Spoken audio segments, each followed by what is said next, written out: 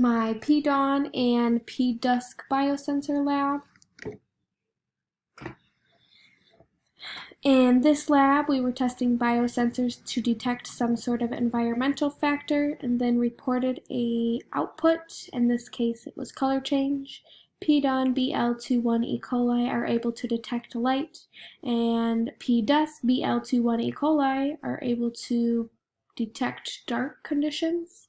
The P-Dawn turns pink with light, and the P-Dusk turns a reddish pink without light. The light intensity, light duration, and a variety of other conditions contribute to this color change. This happens because YF1 and FixJ are two genes that are expressed constantly from the LACL parameter. These form a basis of light-active gene expression or suppression in P-Dawn and P-Dusk. My test included 3 experimental plates. After having successfully grown P-Dawn and P-Dusk, I would inoculate 3 plates with half P-Dawn and half P-Dusk, then place them in 3 different light conditions. One condition being natural sunlight. This would include the sunrise and sunset, so there was darkness for P-Dusk. And condition 2 was constant 48-hour artificial lamp light. And condition 3 was constant 48-hour pink light. The supplies needed, besides the supplies that were used in the beginning of the lab, are the P-Dawn and P-Dusk freeze-dried, successful growth of colored P-Dawn and P-Dusk that proved to be slightly difficult. I used 5 Petri plates with LB agar kanamycin, a color-changing light, which was a little pink pool floaty light, a lamp for artificial light, a clear window for natural sunlight, gloves, inoculation loops, and alcohol. After 2 tries of inoculating the freeze-dried P-Dawn and P-Dusk, I finally had growth that grew according to color. My first attempt, growth, yellow or white growth, had accumulated in 2 to 3 days. I waited 2 to 3 more days to see if a color change would occur, but they remained the yellow, white in color. I tried again, and in another 2 to 3 days, I had growth in the colors I needed. The days that it took to grow these is how I based my experimental duration. This was the initial P-Dusk plate that I used to create my experiment plates. Although the red is very faint, there were some spots that were more vibrant than others, and for making my experimental plate, I took from these spots. This is my P-Dawn initial plate that I used to inoculate my 3 experimental plates. My P-Dawn has much less growth, but the color is much stronger. I kept this one in natural light during the day and under a lamp one night because I feared that there wasn't enough growth happening. The color is much easier to see in this picture, and my light didn't help make more growth. I think it might have just made it a little bit brighter. I hypothesized that around-the-clock 48 hours of artificial lamp light would yield the overall best results within the P-Dawn. I also predicted that the real sunlight would yield the better results for the P-Dawn versus P-Dusk because it would get 12 hours of darkness and 12 hours of sunlight. I thought the sunlight would be stronger, but I figured the continuous artificial lamplight would be stronger than the sunlight since the sunlight gets sunrise and sunset, so there would be darkness for the P-Dusk and darkness for P-Dawn is not good, and vice versa. I also predicted that the colored pink light would yield better on the P-Dawn side, as well it was continuous light, and maybe the pink for the pink color, a silly hypothesis, but I thought that would help. Step 1, after a couple of tries of creating my P-Dawn and P-Dusk samples, my first step was to create enough plates to do all 3 tests. Since I had many errors, more plates had to be made. My 3 plates had to be split in half, and one side P-Dawn and the other P-Dusk. I started by setting up a station for my environment. Station 1 was a pink light in my pole barn because there was no windows nor additional artificial light that could contribute. to additional growth. I placed the light on a clear Rubbermaid container. The container was flipped upside down, and the Petri dish was put inside, so the light was directly above my dish, about 6 inches away from it. My next environment was an artificial lamp that was easy to turn off and on, and the light was about a foot away from my Petri dish.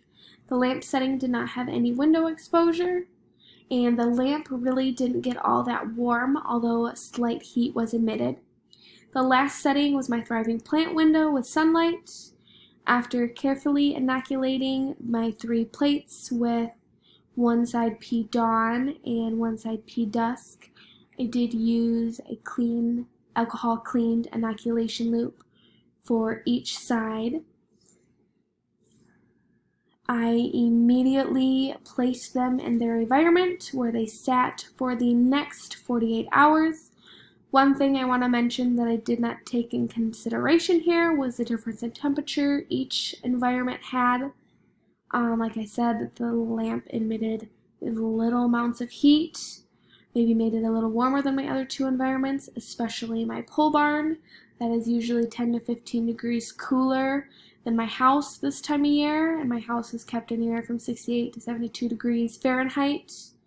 And my window was probably slightly cooler than my house temp, depending on the time of day and the weather.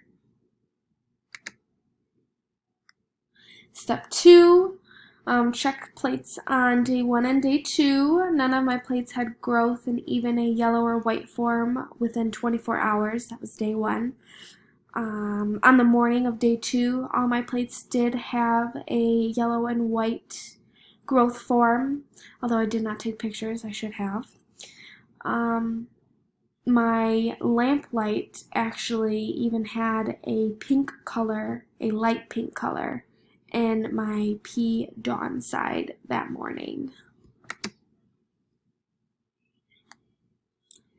After a days of work, I came home to observe that my lamp light P Dawn was bright neon pink. As you can see on the left side, that's the lamp environment. The middle is my window environment, and the last one on the right is my pink light environment. And that one does have condensation on it because it was so cold out in the barn. That definitely had an impact on my results. The middle plate is much harder to see, but you can see a slight color differentiation on the P Dawn that's on the right and the P Dusk that's on the left. My window Petri dish has very slight shades on both P Dawn and P Dusk side. I'd say that the growth was about equal on both sides, but the pink was slightly more pronounced on the P Dawn side. As for my pink artificial light, there was still yellow-white growth with no additional coloring on either side of the plate, but there was much more yellow or white growth on the P Dusk side of the plate versus the P Dawn. Results interpreted. I hypothesized that the artificial light would yield the best overall P Dawn results, definitely over the P Dusk, which it did. However, I thought that the real sunlight would yield fairly well within the P Dawn versus P Dusk. I think this could have been partly because of the factors I did not consider, like the weather and temperature, but the amount of growth was pretty equal and the color vibrancy were very hard to detect. I also hypothesized that P Dawn would do better in pink light versus P Dusk, and to my surprise, P Dusk had more yellow or white growth, although neither P Dawn or P Dusk side exhibited any color change under a pink light. Discussion. If I could do anything differently, I think I would include temperatures in these tests. It would be nice to keep each plate at the same temperature in all of these light environments. I think not including this could have flawed my results. Another factor I should have taken into account was the weather.